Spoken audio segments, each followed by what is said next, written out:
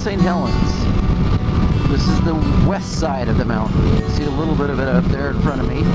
Probably catch a few more views as we wind around the road opposite it. It's Wednesday, July 24th, and we stayed at a KOA campground last night, east of Longview, Washington. Had a nice campground, pretty quiet, a little windy, but not horribly so. Got showers, got things cleaned up, so it was a nice evening. So the weather is beautiful. Again, we just really picked a great week this week, weather-wise. And we're on our way to the Johnson, Observatory, I think is what it's called. I've always, like I said, I know I've said it earlier, but I've always wanted to go to this one because it has a lot more of an interpretive center, a lot more information. But we've stopped and taken I took a couple of videos and some shots of the Toutle River Valley. This side did not get the blowout. When the mountain erupted, it erupted mostly southeast. And the view as I look at it while I'm riding here, you can see that the blast opening is kind of to my left a little bit when I'm looking at the mountain. So what happened on this side was pyroclastic flows, mud flows, all of that type of stuff, and it went down the Toutle River Valley, but it didn't blow the trees down and all of that kind of stuff like you see on the east side, which if you look at some of my earlier videos from that side, I know I have some pictures and that type of thing from there. But so this side there's a lot of green. I know that there was still a lot of destruction and newly planted trees since the early 80s. You can see as I'm riding through here, it doesn't look like anything's ever happened. It seems like, but this is all new growth for the most part. As far as I'm aware of, this is all new growth. So there you can see the mountain peeking through the trees there. So we're coming up to the observatory here in just a minute or two. It's closed. We're early because it's about 9:15 right now. I think it doesn't open until 10. But boy, look at that. Isn't that something? So you can see off to the left is how the explosion went. But it blew everything out all over the place. So. And I'll take my phone and video some interesting stuff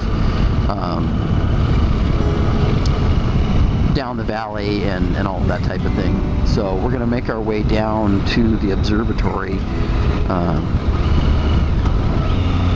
And there's probably not going to be a whole lot of people there. There were some people that were in front of us. Oh, I guess it's still 8 miles. Wow. So you can see on the hillside there where they have planted trees, all of those types of things. That's all newly planted. Relatively speaking, they still do a fair amount of logging in some of the surrounding area. I know that most of the old blown down timber they've already pulled most of that off. But we passed a lot of logging trucks coming up here. It was surprising amount for this area. This is a national park now since the mountain blew. So, well, while I'm wandering through here, taking the 8 miles to the observatory, I will reminisce about where I was on May 18th, 1980. Tim's behind me, and I don't think Tim was with me. He, I think, was actually in the Navy at the time. But Jeff Town and I and 2 others, and I cannot remember who was with us. We decided to do a little hiking in the Deep Creek area, just west of Spokane. And we got out of church, and we met up at Sandy Marie's house, Cortland Manor, as we used to call it, Sandy Nowak, and I forgot Marie Swinson. In fact, they may have gone with us for all I know. Anyways, so we'll do a little hiking. The Deep Creek Canyon is beautiful. It's narrow. It's really cool. and we saw this just huge jet black cloud headed our way, and clueless like we were, we didn't do anything. We just got in the car and so went out there, and it got really dark, and then it got really light as the ash came down, and that would have been just after lunchtime, so it took a while for the ash cloud to get over to the east side of the state, Spokane, and it came down and it was like flour. We realized it was probably the mountain flu, because we had been hearing about it. We just didn't really put two and two together there very well, and so we got in the car, came back, and it was like I said, it's like flour. The dust would just hang in the air. It was just bizarre. And made it back, and of course, then it's all in the news, and the city closed down for like, a week. I was working for American Commercial Bank in their computer center, and because the the west side of the state did not have any closures, and American Commercial Bank's computer center was in Spokane, we had to man it no matter what. So my very first taxi ride, 1980, was because they would have a skeleton crew, just two of us basically running the computer. And these are back in the mainframe days, so we're talking big old IBM pig iron, and that was interesting. We had to sweep the streets. Everybody was responsible for washing and hosing down, getting the ash out of there, and we didn't get a huge amount of drop, but it was still fairly substantial. And it was so fine, it would clog air filters. So taxi cabs, in order to keep running, would get big diesel semi air filters, and they'd rig them up outside the car. It's just a really redneck looking type thing, but that's what they had to do. So anyway, so we're now I'm down in the Toutle River Valley, and riding along the road toward the observatory, and off to my right is what would be left of the Toutle River. So all of this was destroyed. I look up on the hillsides. It makes me wonder. Okay, there's a big dugout type of a draw. It's a canyon practically. Was that there? Was that part of the runoff? Was it, because there's obviously a lot of seismic activity as well. So how much of that altered the area? I'll have to do some reading about it again now that I've come here. So like I said, it's the first time I've come to the west side of the mountain. So on the east side,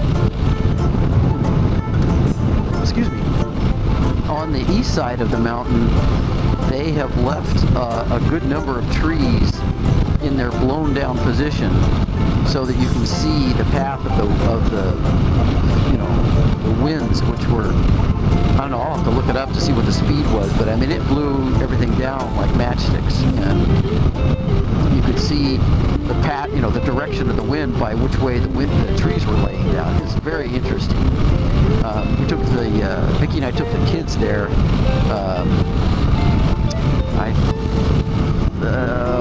I want to say around 2002. No, it would have been 2003 or 2005. I can't remember when. Anyways, we took a vacation. We rented an RV and we went to the east side because it's obviously the easiest place to get. We hiked up to up and around the Windy Ridge and everything. It's pretty amazing. But it's also amazing how quickly things grew back on that side.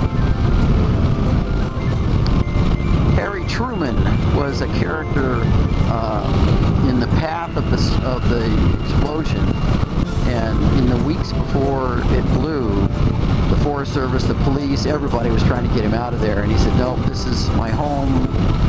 If it blows, this is where I'll die," and that's where he died. So I know they had TV interviews with him and all of that kind of stuff, and I remember reading about it later. I remember reading about it beforehand as well. And I remember thinking, what an idiot. I mean, but some of these older guys, I mean, he probably lived his whole life there. He was in his 80s, and probably figured, hey, he's not gonna live much longer, and so why not?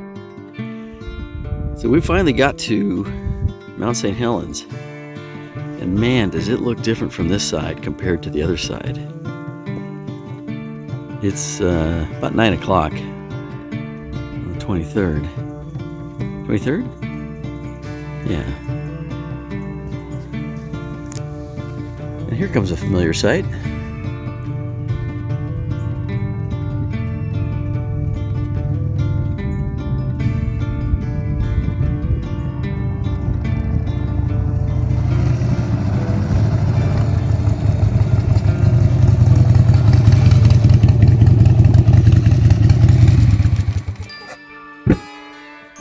The observatory opens at 10 a.m., so we walked up a trail to a viewing point and chatted with some other people that were there.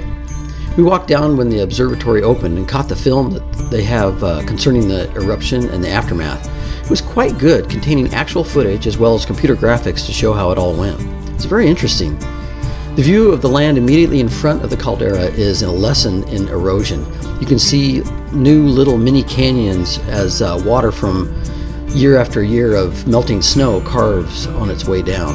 Even now, nearly 40 years later, there's still not a lot of growth in the immediate area of the mountain. But just a little ways further, and the growth is amazing. But it was time to move on, and so back down the way we came, heading back toward I-5, which we reached by about noon. About 20 minutes later, we exited onto Highway 503, taking us toward Cougar and the Ape Cave. Before too long, however, we stopped for lunch. I found another of the heritage markers I had looked up previously. This one was for the Finn Hall, which commemorates Finnish immigrants' building used as a library and community center over 100 years ago. After lunch, it was on to the Ape Cave, which we got to by about 2 p.m. Long covered by land, trees, and bushes, the Ape Cave is actually a lava tube that got its name from a Boy Scout troop called the St. Helens Apes in the 1950s. Because it's literally pitch black in the cave, Tim and I had strong headlamps and we were ready to go. From the main entrance, there are two ways to travel: uphill for about 1.5 miles to the upper end of the tube, or a half-mile hike downhill where the cave ends. We decided on the longer hike. It was long and cool to start with, but eventually you generate some pretty good heat, especially when you're wearing motorcycle clothing. It took us about 1.5 hours to hike it, then 30 minutes or so to hike back down above ground. We were there for about 2 hours, and I'm really glad we took the time to hike it. After the Ape Cave, we diverted from my original plan of riding east on Highway 14 to take a more scenic ride near Mount Adams. It was a beautiful ride, though the roads were somewhat iffy here and there. A few spots of no pavement, just a little bit of dirt, but not too big a deal. The biggest problem was that, due to the roads not being maintained, there were dips and potholes that you really had to watch out for. I bottomed out once, hitting one too fast to avoid. But we eventually made our way to Trout Lake and decided to just camp at the local campground, which was practically deserted. And it had showers too, so that's a bonus. We ate at the local restaurant, which was delicious, and then set up camp for the night. Unfortunately for Tim, they had a burn ban going, so it was a smokeless camp. But we camped beside a little creek, and since there was hardly anyone there, we just had a nice, quiet evening.